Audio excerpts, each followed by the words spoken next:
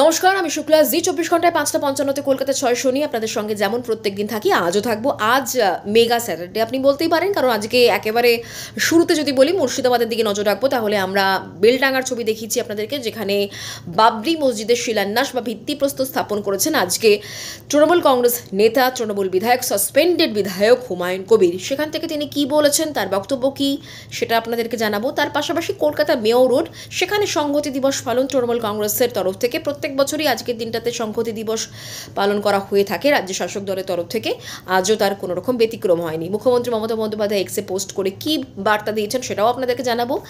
তৃণমূল কংগ্রেস যখন সংহতি দিবস পালন করছে, তখন বিরোধী বিজেপি নেতা শুভেন্দু অধিকারী, রাজ্যের বিরোধী দলনেতা, তিনি কিন্তু শৌর্য যাত্রা করলেন। একেবারে সিমলা স্ট্রিট থেকে শ্যামবাজার পর্যন্ত মিছিল করলেন তিনি।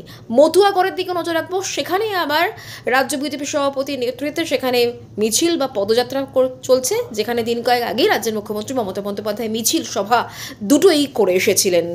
এইভাবেই আজকে রাজ্য রাজনীতি কিন্তু তপ্ত হচ্ছে। একেবারে ভোট যুদ্ধের আগে ধর্মযুদ্ধ কার্যত চলছে, আমরা দেখতে পাচ্ছি। আগামীকাল রয়েছে 5 লক্ষ কণ্ঠে গীতা পাঠ ব্রিগেডে। তার আগে আজকের দিনটা কেমন তোড়জোড় চলছে সেখানে, সেই ছবিও আপনাদেরকে আমরা অবশ্যই দেখাবো। এই সমস্ত গুরুত্বপূর্ণ খবরে আপডেট আপনাদের সঙ্গে ভাগ করে নেব একেবারে জি 24 ঘন্টায় 5:55। তাই দেখতে ভুলবেন না কলকাতা 600।